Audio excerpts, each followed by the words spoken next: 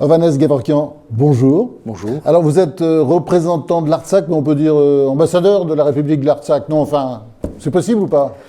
Le Haut-Karabakh ou l'Artsakh n'est pas un pays reconnu par la France, donc je représente ce pays autodéterminé en France. Ce sera peut-être un pays reconnu un jour, vous savez, ça met toujours un peu de temps, mais on finit par y arriver. Hein.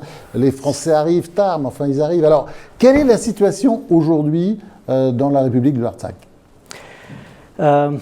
Vous savez qu'il y a eu une guerre récemment. L'Azerbaïdjan, soutenu par la Turquie, a lancé une grande offensive contre cette République d'Artsakh, ou la République du Haut-Karabakh, qui s'est soldée le 9 novembre dernier par une défaite de l'Artsakh et de l'Arménie qui soutenaient l'Artsakh dans cette guerre. Et depuis, il y a eu une situation assez difficile, assez compliquée dans notre région, parce que durant la guerre, à peu près 3/4 de la population était obligée de prendre le chemin de l'exode. Le territoire du Haut-Karabakh a été amputé. Amputé de combien, à peu près? A été amputé de à peu près 60-70%. Ah, autant que ça? Autant que ça. C'est-à-dire plus de la moitié du territoire a disparu? Absolument. Est passé sous l'occupation de l'Azerbaïdjan.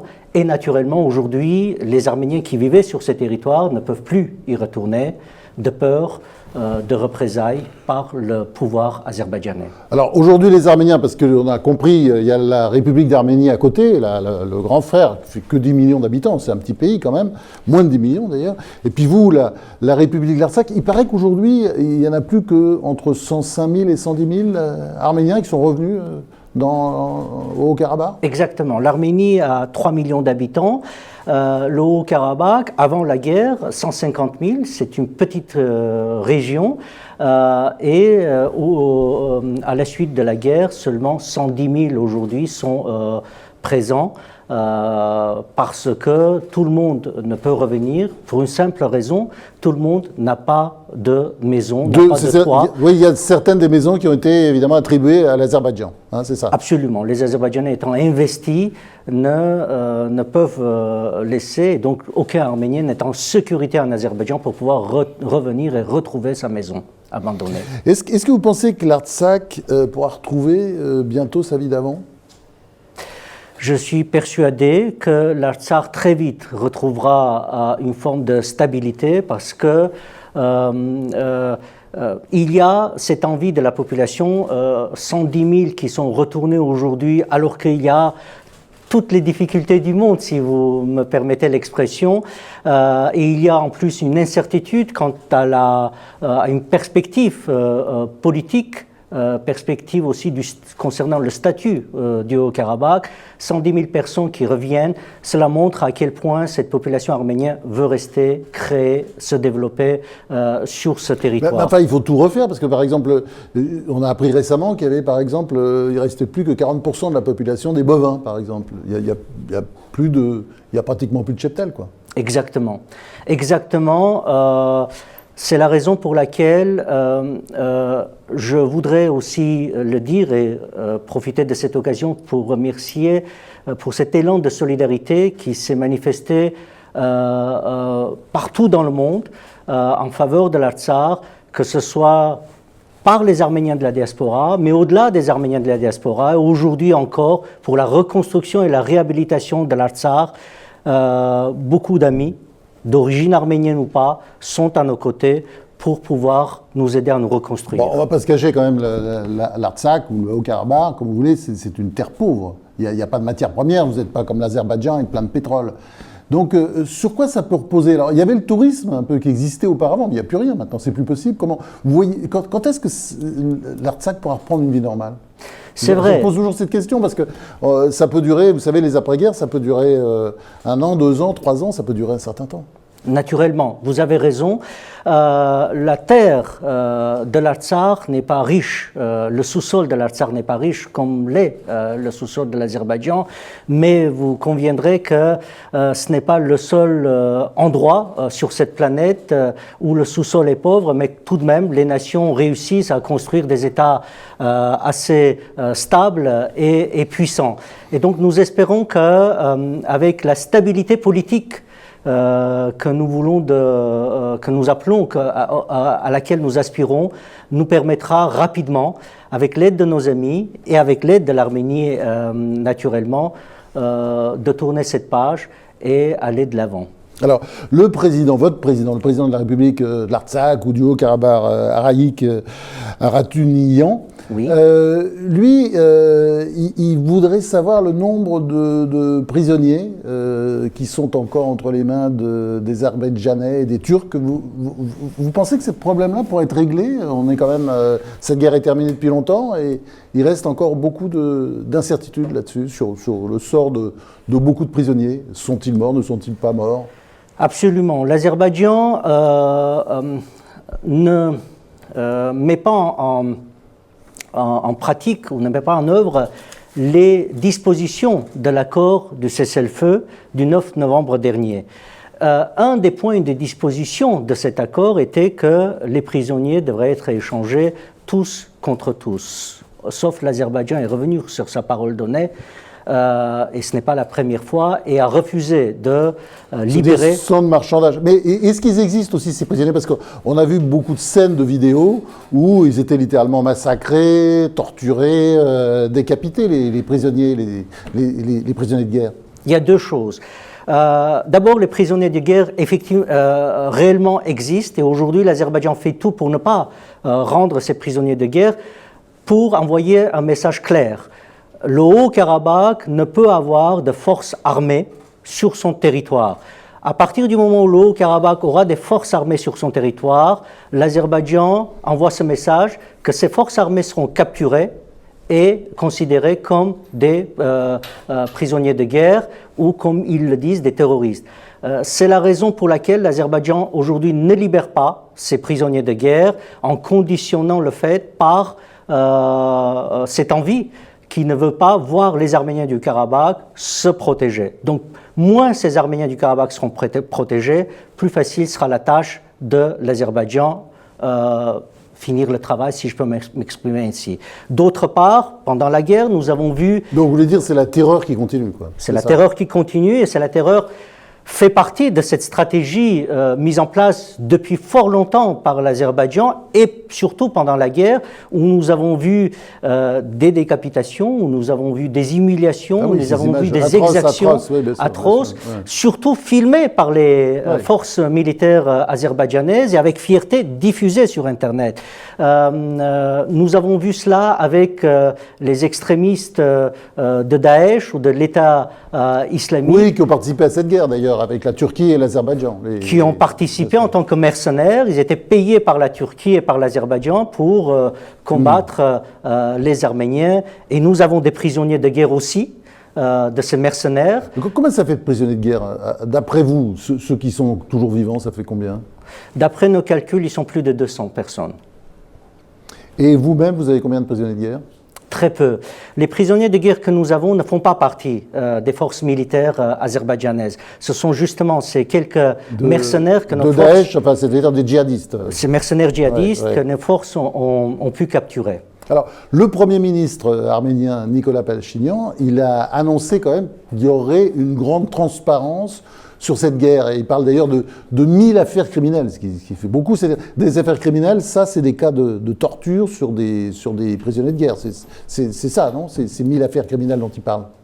Alors, ce n'est pas seulement des tortures, des exactions des personnes qui étaient désarmées, filmées, mais aussi ce sont les utilisations multiples des bombes à soumission, pourtant prohibées par le droit international.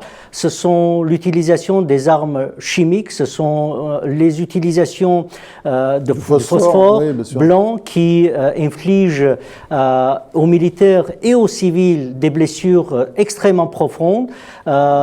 Tous ces éléments font partie de ce que nous appelons des crimes de guerre. Et évidemment, l'Arménie comme le Haut-Karabakh vont saisir les juridictions internationales pour que les responsables puissent être sanctionnés. Vous pensez, Vanessa, que c'est vraiment la dernière guerre aujourd'hui entre l'Artsakh et l'Arménie d'un côté, et l'Azerbaïdjan, la Turquie de l'autre? Vous pensez qu'on est parti dans une période un peu compliquée, difficile? On continue à être dans une période un peu compliquée. Si vous jetez un coup d'œil sur les 150 dernières années de l'histoire de mon peuple, du peuple arménien, vous y verrez que des génocides, massacres, nettoyage ethnique, pogroms ont jalonné notre histoire. Avec notamment le grand génocide de 1915 des Arméniens de Turquie, mais il y a eu également des génocides, ou enfin disons des massacres pogroms, et des pogroms. On peut appeler ça des pogroms contre les Arméniens en Azerbaïdjan. En Azerbaïdjan, exactement. Et encore récemment, au moment de la chute du communisme. Absolument. Donc si vous regardez cette période, vous constaterez que les temps changent. Nous sommes au XXIe siècle, les acteurs ne changent pas. Et pourquoi ça les continue? intentions ne changent pas. Et pourquoi cette volonté de génocide? Pourquoi ça continue? De pogrom, pourquoi? Quel est le problème? Parce qu'il y a une motivation qui est au fondement même aujourd'hui de la pensée en Azerbaïdjan et en Turquie.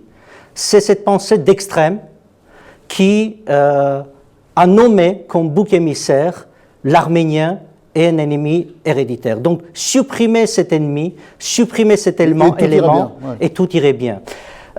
Vous savez, cette histoire ou cette idéologie extrême a trouvé place aussi ailleurs qu'en Turquie et en Azerbaïdjan, en Europe aussi. Mais la différence, c'est que tout un travail a été mené sur le sol européen par les gouvernements pour que cela ne se reproduise pas. Quand il y a cette idéologie extrême qui est très présente, bien présente en Turquie et omniprésente en Azerbaïdjan, et que vous ajoutez aussi la politique des pouvoirs en place, des gouvernements qui favorisent cette idéologie, le résultat est là. Il suffit qu'il y ait des hommes au pouvoir qui viennent et tout est presque prêt pour que des masses, des milliers ou des dizaines de milliers de personnes suivent parce qu'au fondement, il y a une idéologie d'extrême qui se perpétue aujourd'hui encore en Turquie et en Azerbaïdjan. L'objectif, c'est de posséder des territoires. Et ce qui se passe... De s'agrandir. De s'agrandir. Et c'est-à-dire, y compris de faire disparaître un jour l'Artsakh et peut-être même l'Arménie. Mais nécessairement, parce que la possession des territoires passe par l'élimination des Arméniens, que ce soit des Arméniens d'Artsakh ou des Arméniens d'Arménie. Donc c'est une guerre pour la survie, c'est ça, vous dites? Pour nous, c'est une guerre pour la survie. Alors, comment vous expliquez le rôle de la Turquie là-dedans, qui s'est invitée dans le conflit de l'an dernier, à la surprise générale, y compris la surprise de la Russie d'ailleurs? Alors, ce n'est pas une surprise parce que la Turquie... elle est venue déjà auparavant. La Turquie et l'Azerbaïdjan s'appellent mutuellement une seule nation répartie dans deux États. La Turquie, depuis 30 ans, soutient sur tous les plans l'Azerbaïdjan, arme l'Azerbaïdjan sur un plan diplomatique, sur un plan politique et aux côtés de l'Azerbaïdjan. Et aujourd'hui, la Turquie essaye... le pouvoir turc, en tout cas le président Erdogan, s'oppose comme le leader à la fois du monde turcophone et du monde musulman. Oui. Et c'est dans cet esprit, dans cette logique... Y compris des Arabes. Y compris des Arabes. Et c'est dans cette logique que la Turquie essaye d'avoir plus d'influence, davantage d'influence et plus de présence dans cet Azerbaïdjan à la fois turcophone, mais qui est aussi une terre fertile pour cette introduction de la Turquie. C'est vrai que la Turquie, cette fois-ci, a joué un rôle primordial. Oui, là, maintenant, elle s'est installée, elle est là. Rôle. Ce qui pose un problème, d'ailleurs, par rapport à la Russie. Comment vous avez jugé l'attitude de la Russie? Elle a semblé un peu frileuse, un peu peureuse dans cette affaire. Elle a laissé finalement la Turquie s'installer à la surprise générale? La Turquie s'est installée Parce que le pouvoir turc a aujourd'hui une politique expansionniste sans ambiguïté, sans oui, cachet. C'est pour ça qu'on appelle Erdogan le sultan ottoman qui rêve de refaire l'Empire ottoman. Absolument. Et pas seulement dans notre région. Vienne, peut-être, oui, c'est ça. Oui, pas seulement dans notre région. Oui, oui. La politique expansionniste s'arrête là où elle est obligée de s'arrêter. Sinon, cette politique ne s'arrête pas toute seule. Et cette politique continuera tant que les porteurs de cette politique, et notamment le pouvoir turc actuellement, se sentiront libres pour pouvoir mettre en exécution. Pour revenir à la Russie, parce que vous êtes un pays, enfin les Arméniens du Haut-Karabakh et les Arméniens d'Arménie, ils sont russophones et russophiles, on peut dire. Vous n'avez pas été un peu déçu quand même? Aujourd'hui, la Russie a déployé des soldats de la paix, des forces de la paix. Bah heureusement pour vous, parce que sinon... De fait, ce sont les seules forces qui nous protègent, qui protègent nos vies. Et dans ces conditions, le rôle de ces forces russes est vraiment salvateur, parce que ces forces nous permettent aujourd'hui de vivre dans une sécurité relative. Ces forces seront sur notre territoire pendant 5 années, renouvelables encore 5 années. C'est une période pendant laquelle nous devons nous renforcer autant que l'on peut, parce que après, je suis persuadé que les intentions de la Turquie et de l'Azerbaïdjan resteront les mêmes. Oui, alors, Hovhannes Gevorkyan, qu'est-ce que vous attendez de nous, au fond, de nous les Européens, de nous les Français? J'attends que la République d'Artsakh ou la République du Haut-Karabakh soit reconnue. Ah, vous voyez, vous commencez à le dire maintenant, la République de l'Artsakh. Hein? Absolument. Soit reconnue par la France et par les pays européens. Parce que nous avons parlé beaucoup de la nécessité de la protection de la population arménienne du Karabakh. La protection de la population arménienne d'Artsakh ne peut pas se faire par magie. Cette protection peut se faire d'une part par les armes et d'autre part par Vous êtes mal placé parce que vous êtes tout petit, très faible, bien sûr. Exactement, mais aussi par un jeu d'alliance, et d'autre part par la force du droit international. Et le droit international aujourd'hui demande à ce que, pour une sécession remède, à ce que la population arménienne du Haut-Karabakh soit mise sous la protection internationale. Sans cette protection internationale, il y a un véritable risque qu'il y ait un nettoyage ethnique. Nous avons vu d'une manière très ouverte quelles étaient les intentions de l'Azerbaïdjan et de la Turquie, et s'il n'y avait pas l'intervention de dernière minute des Russes, aujourd'hui nous aurions un Haut-Karabakh nettoyé, oui. Au-delà de l'azerbaïdjanais. Nettoyé ethniquement parce que à peu près 70-80% de la population était obligée de quitter le pays parce que menacée physiquement par l'Azerbaïdjan et par la Turquie. Voilà ce qui nous attend si nous ne sommes pas placés sous la protection internationale. Voilà ce qui nous attend si nous ne nous renforçons pas dans les années à venir militairement. Alors, donc vous, Hovhannes Gevorkyan, qu'est-ce qui vous rend optimiste? Parce que vous êtes donc le petit État d'Arménie, l'Artsakh d'un côté, l'Arménie de l'autre, et vous êtes dans un océan hostile. Qu'est-ce qui vous permet d'être optimiste encore? Mon histoire, l'histoire de mon pays. Nous sommes un peuple de 3000 ans, et nous avons souvent vécu dans des océans aussi hostiles. Sous des occupations difficiles. Sous des occupations. D'ailleurs, vous voyez, nous utilisons le mot Artsakh, Karabakh, Haut-Karabakh, Nagorno-Karabakh. Tout ça, ce sont les mêmes mots pour désigner le même territoire, sauf que certains mots sont persans, d'autres russes, pour désigner les différentes dominations qui ont succédé sur le territoire de mon pays, des dominations étrangères, mais nous sommes vivants encore. Oui. Nous avons survécu. Vos monastères de l'Artsakh, certains sont devenus azerbaïdjanais. Bien sûr. Ils sont sous l'occupation. Vous pensez qu'ils vont continuer à exister en tant que tels, ces monastères? Alors, il y a eu beaucoup de destructions jusqu'à présent. Les Azerbaïdjanais ont détruit beaucoup du patrimoine arménien.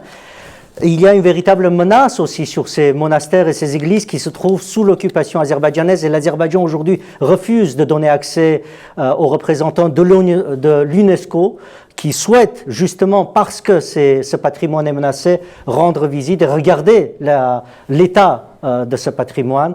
Mais quoi qu'il arrive, nous n'avons pas d'autre choix que de nous réhabiliter, de nous reconstruire, regarder de l'avant et de nous protéger. C'est ce que nous avons fait durant notre histoire et la solidarité que nous avons constatée partout dans le monde, dans cette diaspora, qui est 3 fois plus supérieure que les Arméniens qui vivent en Arménie ou au Karabakh, me donne l'espoir. Et ce qui se passe aujourd'hui au Karabakh aussi, avec ces retours, avec les projets relativement grands qui se mettent en place, me remplit d'espoir que demain sera meilleur. Hovhannes Gavorkian, donc représentant de la République de l'Artsakh ou du Haut-Karabakh, comme on veut, et peut-être bientôt ambassadeur, on vous appellera Monsieur l'ambassadeur. En tout cas, je vous remercie. C'est moi que vous remercie.